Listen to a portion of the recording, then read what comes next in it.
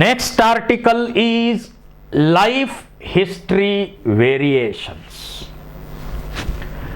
Population evolved to maximize reproductive fitness. Darwinian fitness, a high R value under particular set of selection pressure. Organisms evolved towards most efficient reproductive strategy. Darwin असा म्हणतो, जे modern theory मांडली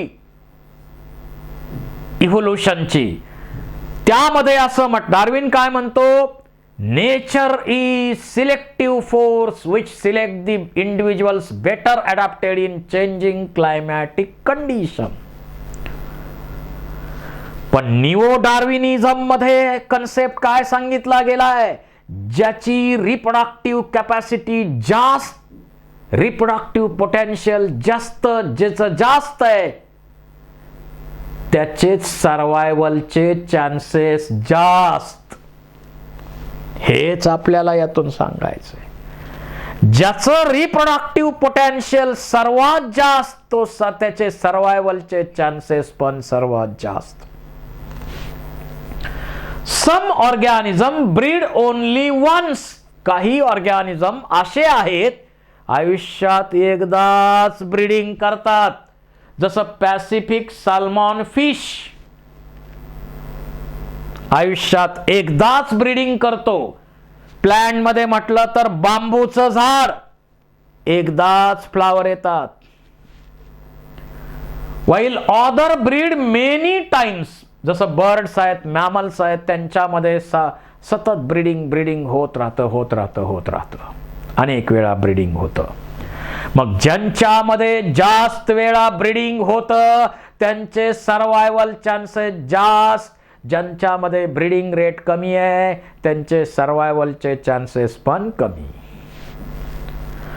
सम produces large number of small sized offspring, जसं oyster आहे, pelagic fish आहेत, एका वेळी millions मध्ये अंडी घालतात. सगळेच फर्टिलाइज झाले, सगळेच जगले तर मिलियन्स मध्ये इंडिव्हिज्युअल एका वेळी बनणार. while other produces small number of large sized offspring, जसं बर्ड्स आणि मॅमल्स आहेत. छोटे छोटे जे समुद्रामध्ये सापडणारे सी अर्चिन आहे, ओयस्टर आहे, हे पेलाजिक फिश आहेत, ते लाखो अंडी एका वेळी घालतात आणि छोटे छोटे मोठ्या नंबरनं इंडिव्हिज्युअल बनवतात. परंतु बर्ड्स आणि मॅमल्सचा विचार केला तर लार्ज साइज्ड ॲनिमल्स कमी नंबरनं इंडिव्हिज्युअल बनवतात, लार्ज साइजचे पण नंबरनं कमी इंडिव्हिज्युअल हे बनवतात. These facts indicates that history traits of organism have evolved due to limited abiotic and biotic components of habitat. या फॅक्ट आपल्याला काय सांगतात? The history trait have evolved to limited abiotic and biotic components of habitat.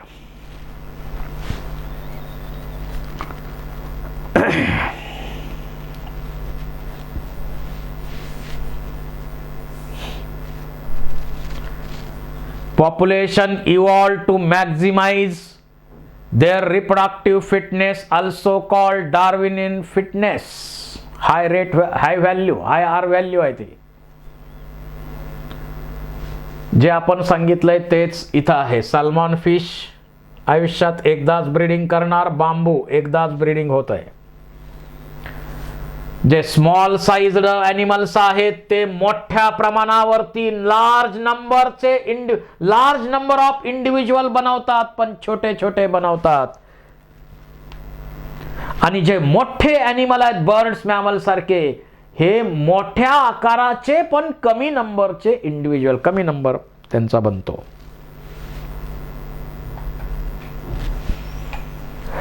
Dear friends, next article is population interactions. Organisms interact with various ways to form biological community. जर ही interaction दोन species मध्ये असेल तर interspecific म्हणायचं, आणि जर एका स्पीसीजच्या members मध्ये असेल तर इंट्रास्पेसिफिक म्हणायचं. आणि या इंटरॅक्शन्स अनेक प्रकारच्या आहेत. म्युच्युअलिझम, कॉम्पिटिशन, प्रिडेशन, पॅरासिटिझम, कॉमेन्सॅलिझम, अमेन्सॅलिझम.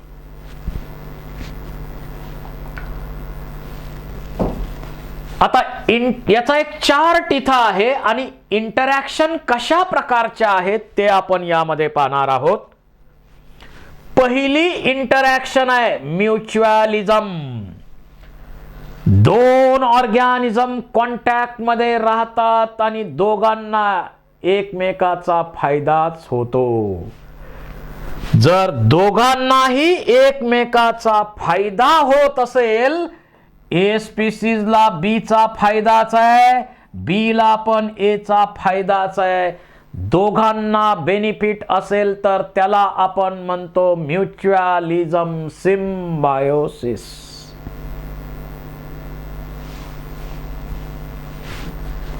त्यानंतर दुसरी कॉम्पिटिशन आहे. कॉम्पिटिशन आहे. या कॉम्पिटिशन मध्ये कुणालाच फायदा होत नाही, दोघांनाही नुकसान आहे. मायनस मायनस करू आपण इथं. Both species get harmed. दोन्ही स्पीसीजचं नुकसान यामध्ये होतं. ही निगेटिव्ह टाईपची इंटरॅक्शन आहे. त्यानंतर प्रिडेशन. याच्यामध्ये एकाला फायदा आहे, दुसऱ्याचं नुकसान आहे. वाघ हरणाला खातो, वाघाला फायदा आहे, हरणाचं नुकसान आहे. त्यानंतर पॅरासिटिझम. याच्यामध्ये सुद्धा होस्ट आणि पॅरासाइट मध्ये रिलेशन आहे. होस्टला नुकसान आहे, पॅरासाइटला फायदाच आहे. कॉमेन्सॅलिझम. इथं ही जी असोसिएशन आहे त्या असोसिएशन मध्ये दोन ऑर्गॅनिझम एकत्र राहतात. एकाला फायदा होतो, दुसऱ्याला फायदा पण नाही, नुकसान पण नाही. One get benefit, other neither receive harm nor benefit. Benefit पण नाही आणि हार्म पण नाही. आणि अमेन्सॅलिझम. एकाला हार्म आहे पण दुसऱ्याला काहीच परिणाम नाही. जसं अमेन्सॅलिझम पुढे नाही आहे, आपण इथंच त्याचा विचार करू. जसं ज्वार, मेज, बाजरा ही पिकं जिथं कल्टिवेट केली जातात त्या ठिकाणी वीड ग्रो होत नाहीत. Weeds are unable to grow near jowar, maize, rice like plants.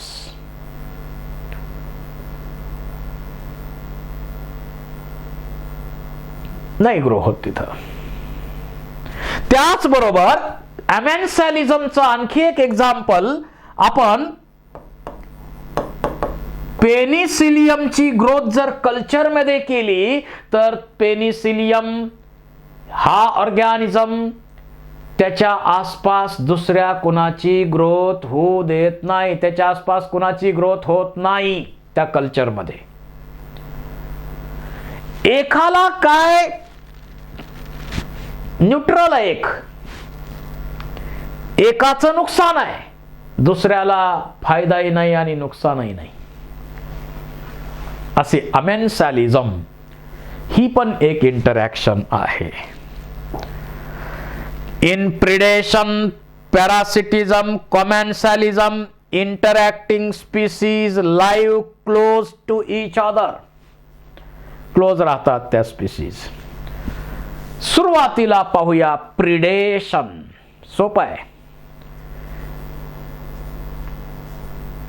प्रे आणि प्रिडॅटर यांच्यामध्ये हे इंटरॅक्शन आहे. जो दुसऱ्याला खातो त्याला प्रिडॅटर म्हणायचं. ज्याला खाल्लं जातं तो प्रे. वाघ, सिंह हे प्रिडॅटर आहेत. हरिण हे प्रे आहे. So it is a relation between prey and प्रिडॅटर्स. या दोघांमध्ये असणारी ही रिलेशनशिप आहे.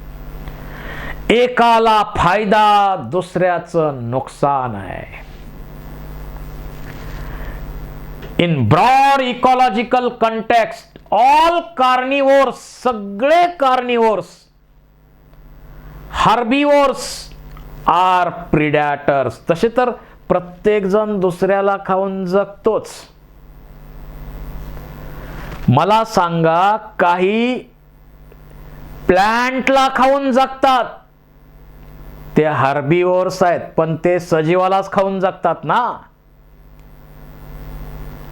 आणि कार्निव्होर्स ॲनिमलला खाऊन जगतात. शेवटी शाकाहारी काही जण आहेत आणि काही जण मांसाहारी आहेत असंच आपल्याला म्हणता येईल. शाकाहारी असला काय, मांसाहारी असला काय, एक सजीव दुसऱ्या सजीवाला खातो. जसं आपण समजा मटकी भिजत घातली, मटकीला मोड आले, आपण काय करतो, तिची उसळ बनवतो, म्हणजे त्या सजीवाला मारतो आणि मग खातो. म्हणजे दुसऱ्या सजीवाला मारून खाल्लं की नाही.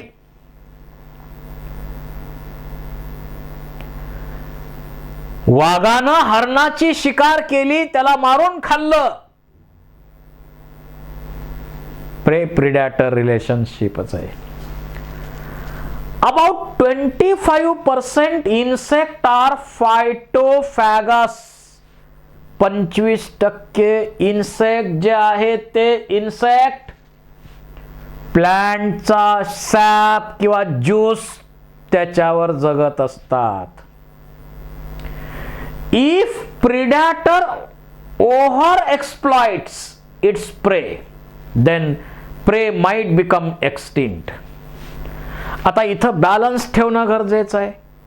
वाघांची संख्या वाढली, प्रे कमी पडणार.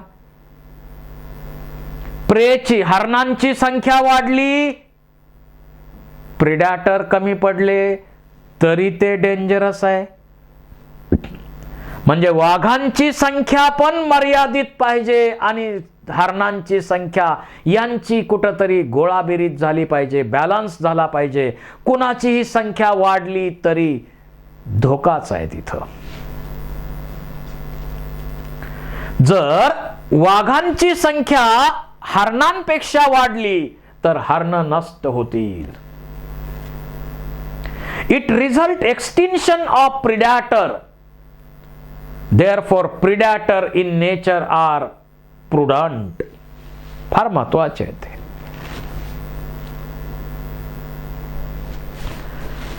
फोटोग्राफ आहेत हर्बिवोरसचा, प्लांटला खाऊन जगणारे, कार्निवोरस ॲनिमल्सना खाऊन जगणारे. Importance of predators. Predator controls prey population. Predator काय करतात, प्रे खातात आणि त्याचं पॉप्युलेशन नियंत्रित ठेवतात. When certain exotic species are introduced in geographical area, they spread fast due to absence of natural predator in invaded land. एखादी नवीन स्पीसीज जर एखाद्या एरियामध्ये इंट्रोड्यूस झाली तर त्या स्पीसीजला खाऊन जगणारा शत्रूच नाही. त्यामुळं ती स्पीसीज वाढणार वाढणार वाढणार वाढणार. एक्झाम्पल विचारात घेतलं, prickly pier cactus. Prickly pier cactus introduced into Australia. ऑस्ट्रेलियामध्ये हे कॅक्टस इंट्रोड्यूस झालं. तिथं कुणी नॅचरल एनिमीच नाही, त्याचा शत्रूच नाही, त्यामुळं ते स्प्रेड झालं 1920 मध्ये. पण नंतर it was controlled by introducing cactus feeding predators moths. काही स्पेशल टाईपचे मॉथ तिथं इंट्रोड्यूस झाले आणि त्यांनी याचं पॉप्युलेशन कंट्रोल मध्ये आणलं.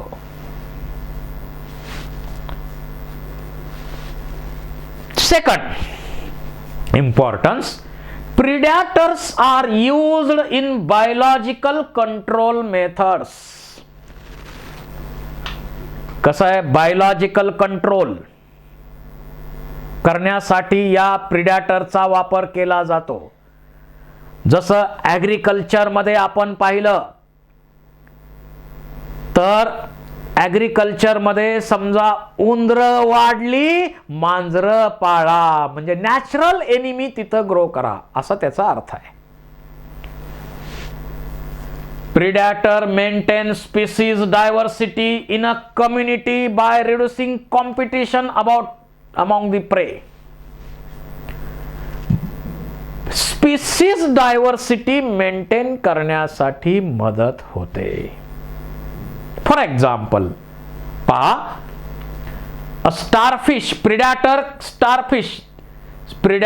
Starfish Pisaster in rocky intertidal communities of American Pacific coast.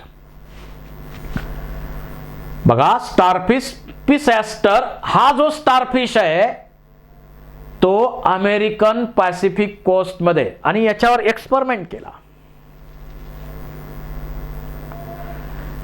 Experiment केला, लॅबोरेटरीमध्ये एक्सपेरिमेंट केला. In an experiment all the starfish वेड रिमूव्ड. हे स्टारफिश त्या ठिकाणाहून एक्सपेरिमेंट मध्ये रिमूव्ह केले.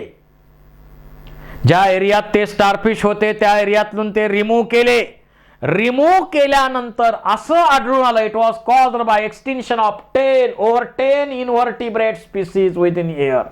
एका वर्षामध्ये 10 स्पीसीज इनव्हर्टिब्रेटच्या त्या एरियामधून नष्ट झाल्या. म्हणजे एक स्टारफिशची स्पीसीज तिथून काढली तर 10 इनव्हर्टिब्रेटच्या स्पीसीज तिथून नष्ट झाल्या.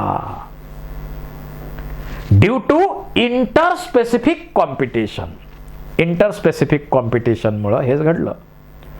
त्यामुळे प्रत्येक स्पीसीज फार महत्वाची आहे. प्रिडॅटर सगळेच महत्वाचे आहेत.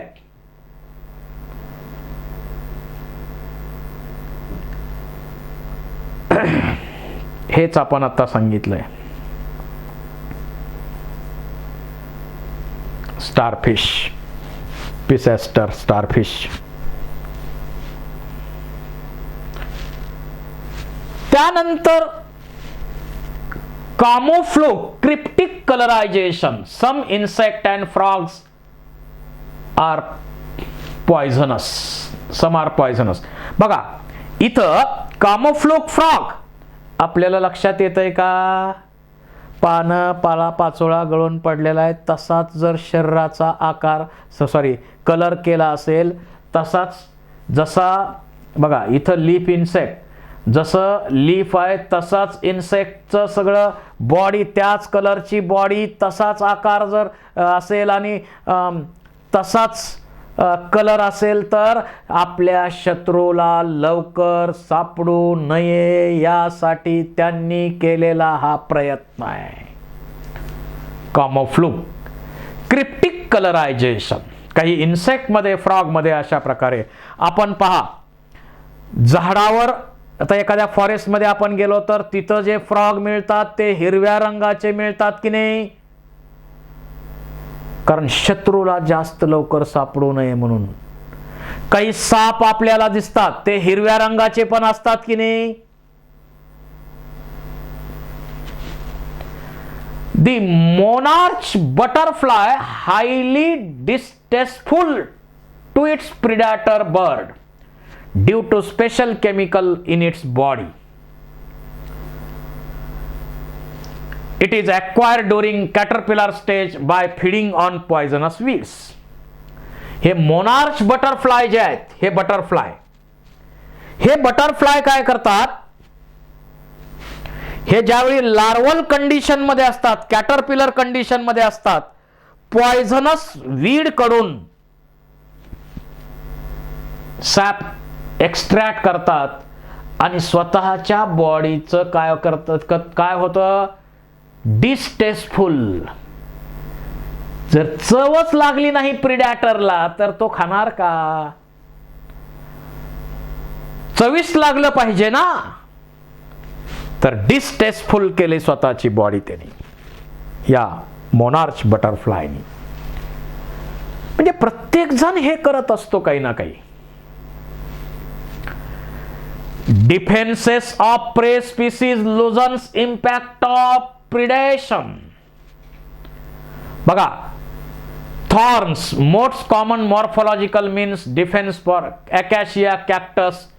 आता कॅक्टस म्हणा, अकॅशिया यांच्यामध्ये पाहिलं आपण तर जे ग्रेझिंग ॲनिमल्स आहेत त्यांनी आपल्याला खाऊ नये याच्यासाठी त्याच्यावर थॉर्न्स आहेत, स्पाइन्स आहेत, काटेच काटे असतात. त्यामुळं कोणी असू बाबळ आहे, खाता येतं का शेळ्या मेंढ्याला? नाही खाता येत. ग्रेझिंग ॲनिमलला खाता येऊ नये यासाठी हे केलेलं मॉडिफिकेशन आहे त्यांनी. Many plant produces chemicals that makes herbivorous sick, inhibit feeding or digestion, disrupt the reproduction or kill it. काही प्लांट काही केमिकल्स तयार करतात. ते केमिकल्स खाण्यात आले की ते ॲनिमल आजारी पडतात, वीक होतात, मरतात. आपल्याकडं आपण ज्वारीचं कल्टिवेशन करतो. ज्वारीचं कल्टिवेशन केल्यानंतर ते काही ठराविक स्टेजला ज्वारीचं प्लांट जर खाण्यात आलं तर जनावरं HCN तयार होत असतं बॉडीमध्ये. HCN तयार होत असतं त्या प्लांटमध्ये आणि ते HCN खाल्ल्यामुळं ते मरतात. त्या स्टेजला ज्वारी खायला देता येत नाही. ज्वारीचं प्लांट खाऊ शकत नाहीत ते. किंवा कॅलॅट्रॉपिस, आपल्याकडं शनिवारी मारुतीरायांना पानं ज्याची वाहतो ते कॅलॅट्रॉपिस म्हणजेच रुईचं प्लांट. रुईच्या प्लांटच्या नादाला कोणीतरी लागतंय का? कुठला प्राणी ते खातंय का?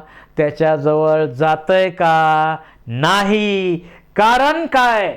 त्याच्याकडं एक कार्डियाक पॉइझनस कार्डियाक ग्लायकोसाइड्स आहेत त्याच्याकडं. So cattle or goats do not eat. ते खाऊ शकत नाहीत. तंबाखू मध्ये निकोटीन आहे, चहा कॉफी मध्ये कॅफीन आहे, काही प्लांट मध्ये क्विनाइन आहे, स्टार्चिनाइन आहे, ऑपियम आहे. हे सगळे डिफेन्सिव्ह केमिकल्स तयार केले जातात ग्रेझर्स आणि ब्राउझर्स पासून स्वतःचा बचाव करण्यासाठी. पहा, केमिकल्स वेगवेगळे. यात कॅफीन आहे, स्टार्चनाइन आहे, इथं क्विनाइन आहे, ओपियम पॉपी, आपूचं झाड दिसतं का हे?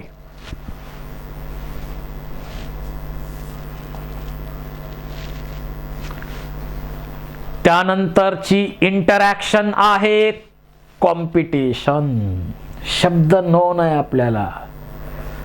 प्रत्येक जण इतरांबरोबर कॉम्पिटिशन करतोय. आपल्या स्पीसीज बरोबरच्या मेंबर मध्ये असलेली कॉम्पिटिशन कीन कॉम्पिटिशन असते.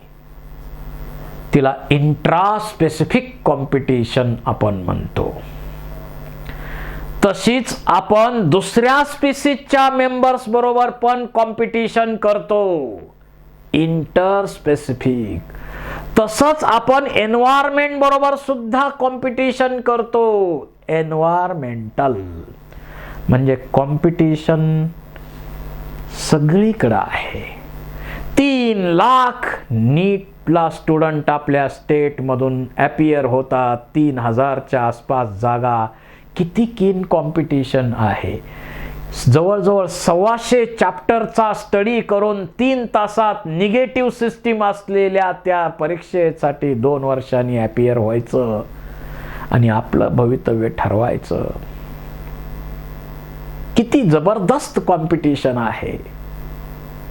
कीन कॉम्पिटिशन आहे. It is a process in which fitness of one species or value significantly lowers the presence of. आणि या कॉम्पिटिशन मध्ये एक सुपर होतो, तो दुसऱ्याला डिस्कार्ड करतो. एक फिटनेस एकाचा वाढतो आणि दुसरा इलिमिनेट होतो. Interspecific competition is a potent force in organic evolution. Competition occurs when closely related species compete for same limited resources. Same limited resources साठी competition. इथं पहा, सेम रिसोर्स आहे, सेम रिसोर्स आहे. एकाच हरणाची शिकार केली पण त्याच्याबरोबर हे दुसरे प्राणी पण आणि हे पण कॉम्पिटिशन करतात. Unrelated species also competes for the resources. एका स्पीसीज मध्ये तर कॉम्पिटिशन असणार, 2 स्पीसीज मध्ये सुद्धा सेम नीड साठी, रिसोर्स साठी कॉम्पिटिशन असणार. पण अनरिलेटेड, ज्याचा काही संबंध नाही, अशा सुद्धा स्पीसीज कॉम्पिटिशन करतात. जसं फ्लेमिंगो, हा फ्लेमिंगो आणि fish in some shallow South American lakes competes for zoo प्लॅंक्टॉन. हे फ्लेमिंगो आणि फिश छोटे छोटे झू प्लॅंक्टॉन साठी त्यांची कॉम्पिटिशन असते.